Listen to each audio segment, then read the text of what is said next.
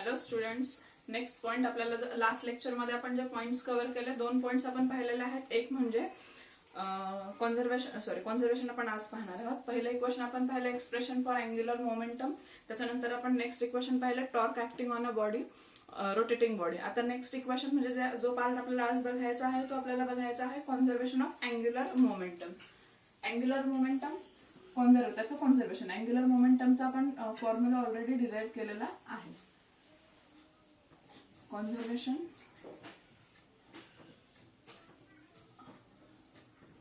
Of angular momentum.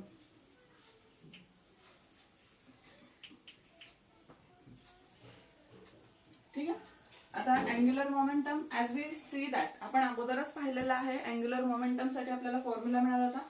Linear momentum म्हणजे काय? What is mean by linear momentum? P is equals to m into v. Angular momentum साठी आपण काय पाहिला होता? L is equals to, it is a vector quantity, vector L is equals to vector R cross vector P.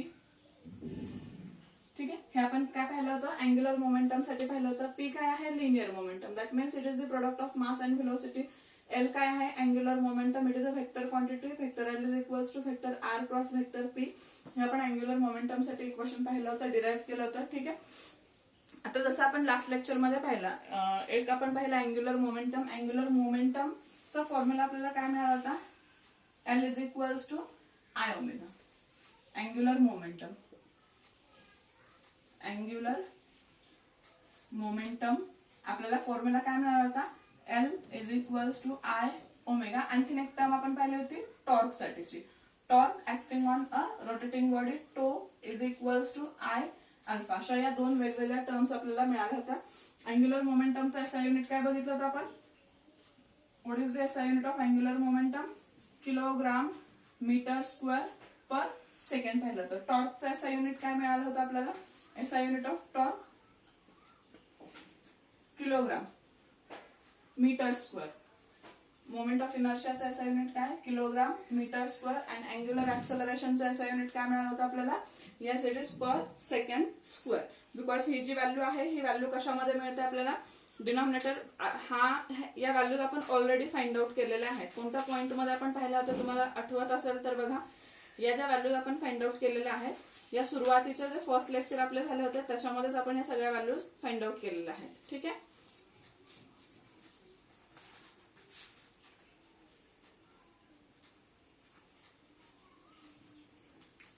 Newton metre square और newton metre, kilogram metre square, किंवा मग आपण हा याच्यामध्ये लिहू शकतो पर सेकंड स्क्वेअर जरी घेतलं तरी चालेल आपल्याला. टॉर्क म्हणजे फोर्सच्या फॉर्म मध्ये पण आपल्याला इक्वेशन लिहिता येतं. Tau is equals to I alpha. ठीक आहे. मग आपण काय करूयात, हा घेण्यापेक्षा आपण एसआय युनिट याचं घेऊयात newton metre. What is the SI unit? It's SI unit is newton metre. Kilogram metre स्क्वेअरने जरी सॉल्व्ह केला तरी चालेल. तुम्हाला अँग्युलर ऍक्सलरेशनचा एसआय युनिट सबस्टिट्यूट करावं लागेल. अँग्युलर ऍक्सलरेशनचा एसआय युनिट काय? Radian per second square. आणि रेडियन पर सेकंड स्क्वेअरला आपण काय करतो मग न्यूटन मध्ये कन्वर्ट करून घेऊ शकतो. ठीक आहे.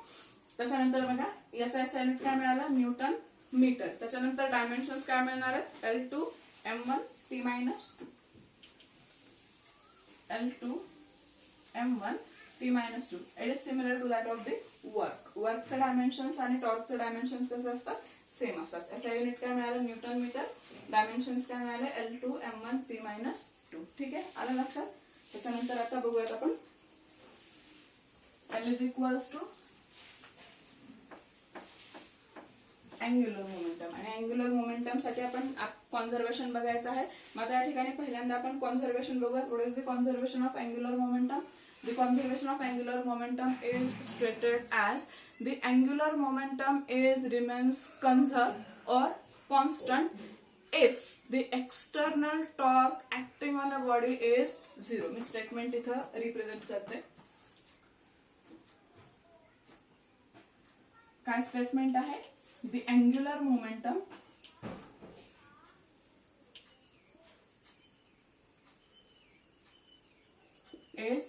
remains conserved or constant. We can say that constant if the external torque acting on a body is 0. जर बॉडीवरती एक्सटर्नल टॉर्क ऍक्ट होत नसेल तर त्याचं अँग्युलर मोमेंटम कसं असतं, कन्झर्व असतं. मग हे आपल्याला काय करायचं आहे, प्रूफ करायचं आहे. बघूयात मग आपल्याला काय प्रूफ मिळतोय, कसं प्रूफ करावं लागेल. तर आपण हा फॉर्म्युला घेणार आहोत. Vector L is equals to vector R cross vector P. ठीक आहे, या इक्वेशनला डिफरन्शिएट करा. Differentiate with respect to time. याला डिफरन्शिएट केलं काय मिळणार आहे, vector D L by D T is equals to D of D T vector R cross vector P. ठीक आहे, आता इथं मल्टिप्लिकेशन आलं, मल्टिप्लिकेशनचा रूल वापरायचा. काय रूल असतो, डेरिव्हेटिव्ह मल्टिप्लिकेशनचा रूल. Yes, UV rule. तुम्ही ज्याला युव्ही रूल म्हणता मॅथमॅटिक्स मध्ये, मल्टिप्लिकेशनचा डेरिव्हेटिव्ह रूल, डेरिव्हेटिव्ह मध्ये मल्टिप्लिकेशनचा rule. First term constant, second टर्मचा derivative plus second term constant, first टर्मचा डेरिव्हेटिव्ह. ठीक आहे, तो रूल आपण इथं अप्लाय करणार आहे. Vector D L by D T is equals to first term constant into second टर्मचा derivative plus second term constant into first टर्मचा डेरिव्हेटिव्ह. ठीक आहे, रूल समजला. रूल प्रमाणे आपण काय केलं, याला डिफरन्शिएट केलं. आता इथं काय वापरायचं, सम डेफिनेशन्स आपण इथे यूज करणार आहोत. काय काय डेफिनेशन्स आपल्याला यूज करायचे आहेत तर बघा. Here DP by DT change in momentum with respect to time, it gives the value of force. Vector DP by dt it gives the value of force. Change in momentum is what? Change in momentum is a force. Change in momentum is what? It is a force. त्याच्यानंतर p काय आहे, what is p? It is the linear momentum. p it must be equals to m into v, mass into velocity. p चा formula आपल्याला काय मिळालेला, p is equals to mass into velocity. It is again a vector quantity. ठीक आहे, त्याच्यानंतर next आपल्याला काय आहे इथं, dr by dt. dr by dt change in position with respect to time, it gives the velocity. dr by dt it must be equals to what? It must be equals to v. It is again a vector quantity. हे सगळे फॉर्म्युले आहेत. Definitions प्रमाणे formula आपण substitute करणार आहे. Change in momentum with respect, change in linear momentum with respect to time, it gives the force p. linear momentum is must be equals to mass into velocity. And third one, dr by dt it gives the change in position with respect to time, it gives velocity. ठीक आहे, या सगळ्या values जर आपण या equation मध्ये substitute केल्या तर आपल्याला इक्वेशन कुठल्या फॉर्म मध्ये मिळते बघा. Vector dl by dt is equals to, हा r आहे तसाच, vector r cross dp by dt साठी व्हेक्टर f प्लस हा p. या p साठी आपल्याला व्हॅल्यू काय मिळालेली आहे, m इंटू v. ठीक आहे, आणि क्रॉस इथं मी इक्वेशन खाली लिहिते, इथं जरा थोडस जागा कमी पडतं. ह्या सगळ्या व्हॅल्यूज आपण या इक्वेशन मध्ये सबस्टिट्यूट करूया. dl बाय dt, हा r आहे तसाच, व्हेक्टर r. इथं dp बाय dt ची व्हॅल्यू सबस्टिट्यूट करा. dp बाय dt काय मिळाला, व्हेक्टर f प्लस या p ची व्हॅल्यू सबस्टिट्यूट करायची m, vector v cross dr by dt काय, व्हेक्टर v आहे. ठीक आहे, vector v cross vector v same क्वांटिटीचा क्रॉस प्रोडक्ट. थोडंसं 11th स्टँडर्ड मध्ये जाऊया. ज्यावेळी आपण स्केलार मॅथमॅटिकल मेथड हा लेसन पाहिला होता, मॅथमॅटिकल लेसन मध्ये आपण एक रूल पाहिला होता, जर सेम क्वांटिटीचा डॉट प्रोडक्ट असेल तर आन्सर 1 असतं, आणि जर सेम क्वांटिटीचा क्रॉस प्रोडक्ट असेल तर आन्सर 0 असतं. मग या ठिकाणी आपल्याला बघा काय मिळतं, vector V cross vector V. आपल्याकडे रूल आहे vector V cross vector V, याचा आन्सर काय मिळणार आहे, 0 मिळणार आहे. मग आपली पुढची स्टेप काय असणार आहे, vector dl by vector dt is equals to vector r cross vector f plus m into 0. m into 0 म्हणजे पुढची टर्म 0 मिळाली. Vector dl by vector dt is equals to vector r cross vector f, आणि vector r cross vector f काय असतो, torque असतो. म्हणजेच काय मिळणार आहे, vector dl by vector dt it must be equals to tau. आता अँग्युलर मोमेंटम चा डेरिव्हेटिव्ह 0 आपल्याला कधी मिळेल, म्हणजे अँग्युलर मोमेंटम जर आपण स्टेटमेंट आपण काय पाहिला, the angular momentum is remains conserve. Angular momentum कसं असणार आहे, कॉन्स्टंट असणार आहे. जर टॉर्क 0 असेल. आता इथे टॉर्क जर 0 घेतला, टॉर्क काय झाला 0 घेतला तर काय मिळणार आहे dl by dt is equals to 0. म्हणजेच अँग्युलर मोमेंटमचा डेरिव्हेटिव्ह 0 आला आणि डेरिव्हेटिव्ह 0 कोणाचा असतो कॉन्स्टंट टर्मचा. म्हणजे काय झाला एल काय झाला कॉन्स्टंट झाला. इथे आपला एल काय झाला कॉन्स्टंट झाला. आलं लक्षात. dl by dt it must be equals to 0. जर टॉर्क 0 असेल म्हणजे जर ऑब्जेक्ट वरती एखाद्या रिजिड बॉडीवरती एक्सटर्नल टॉर्क ऍक्ट होत नसेल तर त्याचं कॉन्झर्वेशन कसं असतं कॉन्स्टंट असतं. ठीक आहे. या कॉन्झर्वेशन वरती वेगवेगळे ऍप्लिकेशन्स डिपेंड आहेत. त्यातलं पहिलं एक ऍप्लिकेशन आपण बघूया बॅलेट डान्सर. बॅलेट डान्सर तुम्ही पाहिले. बॅलेट डान्सर काय करत असते तिच्या टोज वरती स्पिन करत असते. ती ज्यावेळी ती स्पिन करत असते त्यावेळी ती अँग्युलर मोमेंटमचा कॉन्झर्वेशन ऑफ अँग्युलर मोमेंटमचा यूज करत असते. ठीक आहे. म्हणजे या ठिकाणी हे बॅलेट डान्सरचं एक्झाम्पल तुम्ही या ठिकाणी कन्सिडर करू शकता. त्याच्यानंतर आता या ठिकाणी आपण पाहिलेलंच आहे. आता इथं हे जे कॉन्झर्वेशन आहे या कॉन्झर्वेशन साठी आपण प्रिन्सिपल जर इथं अप्लाय केलं तर आपल्याला आणखीन एक फॉर्म्युला इथे डिराईव्ह करता येतो. इट मे बी तुमच्या टेक्स्ट बुक मध्ये दिलेला नसेल.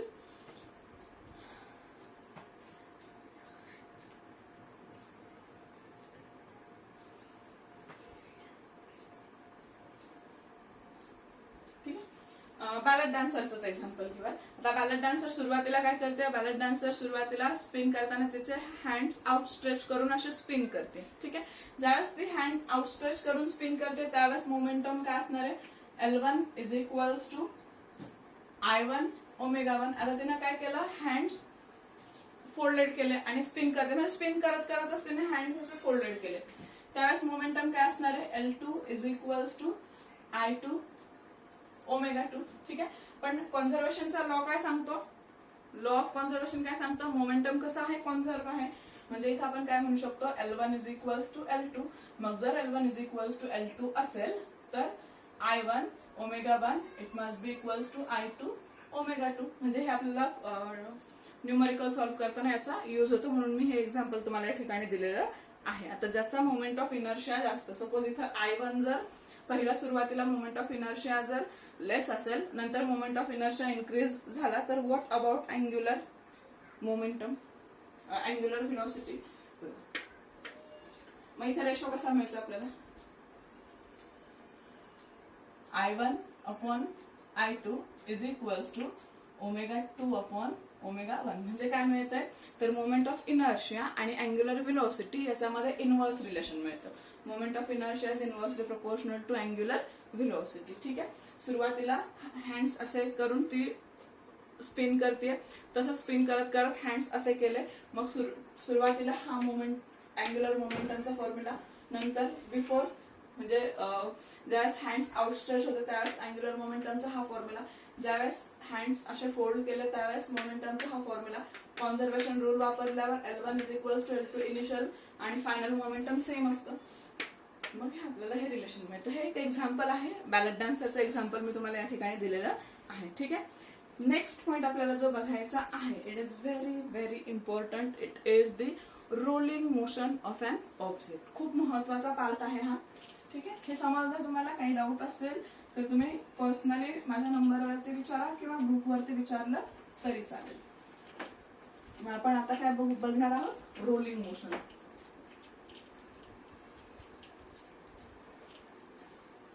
आता सर्क्युलर मोशन पाहिलं रोटेशनल मोशन हे पाहिलं. रोलिंग मोशन काय आहे what is the rolling motion.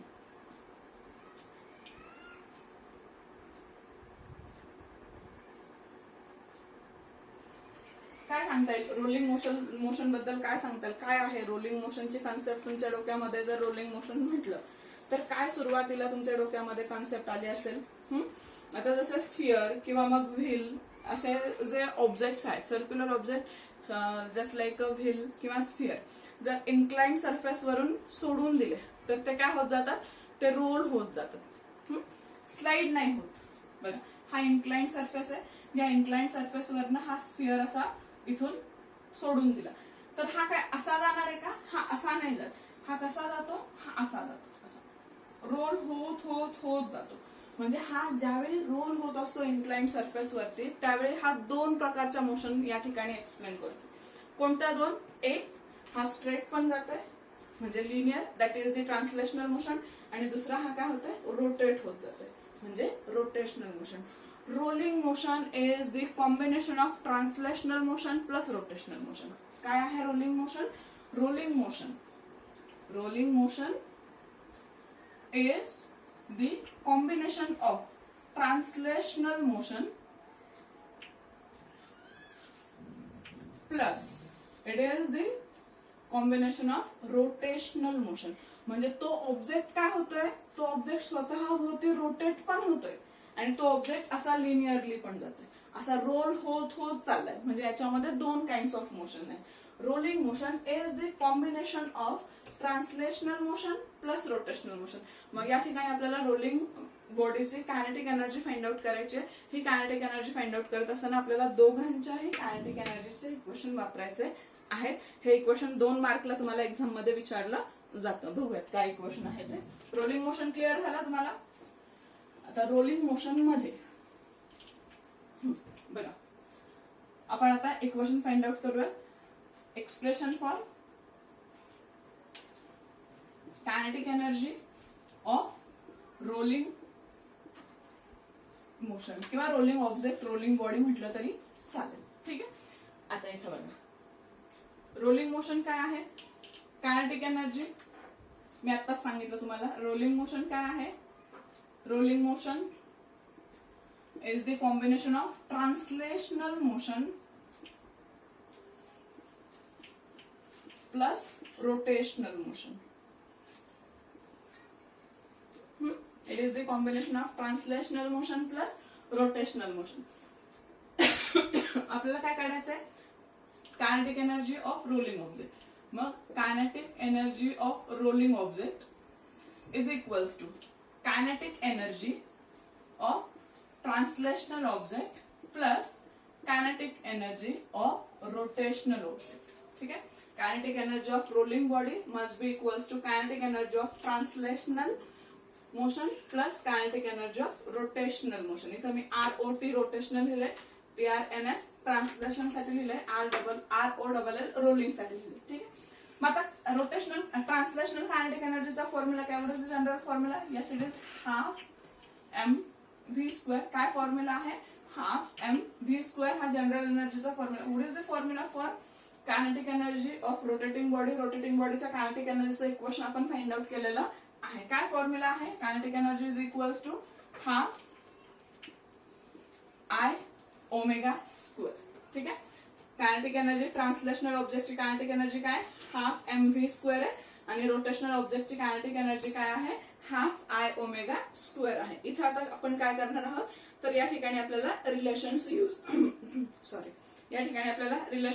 करायचे आहेत. आता रिलेशन्स जे आपण इथे यूज करणार आहोत ते रिलेशन्स आपण घेऊयात. कुठले कुठले 3 रिलेशन्स आपण या ठिकाणी यूज करणार आहोत.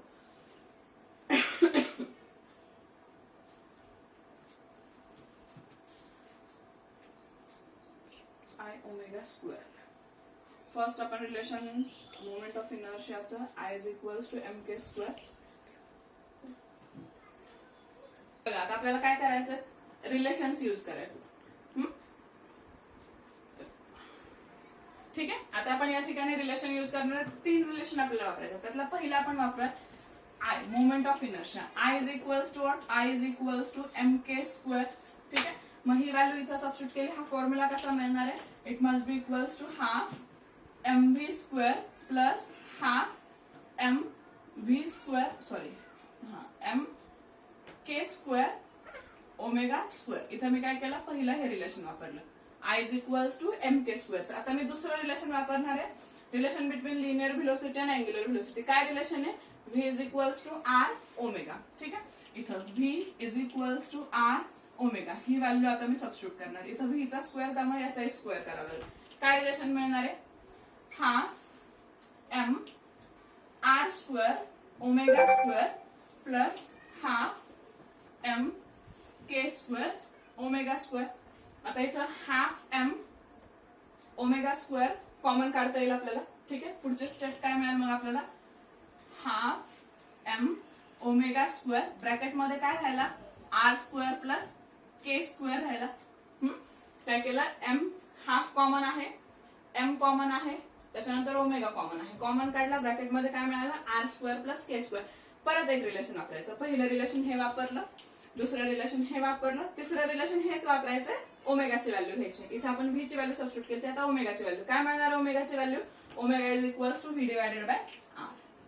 बघा here omega is equals to V divided by R. हे थर्ड रिलेशन आपण वापरतोय. मग ती व्हॅल्यू इथं सबस्टिट्यूट केली. ओमेगाचा स्क्वेअर आहे म्हणजेच इथे काय मिळणार? It must be equals to half M V square divided by R square. ब्रॅकेटमध्ये काय R square plus K square. हा आर स्क्वेअर आत पाठवून दिला तरी चालेल. म्हणजे इक्वेशन कसं मिळणार आहे? Half M V square in bracket R square plus K square divided by R square. इथे तुम्ही काय करा, सेपरेट डिवाइड करून घ्या. म्हणजे कसं मिळणार आहे? Half M V square in bracket 1 plus K square divided by R square. And this is the required equation. That means what? Kinetic energy of a rolling body must be equals to. काय formula मिळाला kinetic energy of a rolling body चा? This is the kinetic energy of a rolling body. Kinetic energy of rolling body must be equals to half mv square in bracket 1 plus k square divided by r square. आलं लक्षात? काय doubt आहे तुम्हाला याच्यामध्ये? बघा काय काय केलं. kinetic energy rolling must be equals to kinetic energy translational plus kinetic energy rotational. Translational चा formula half M V square plus rotational चा formula half I omega square. पहिलं रिलेशन वापरलं I is equals to M K square, value इथं substitute केली. Second relation वापरलं V is equals to R omega, value इथं substitute केली. Omega म्हणजे half M omega square common घेतला, ब्रॅकेटमध्ये हे मिळालं.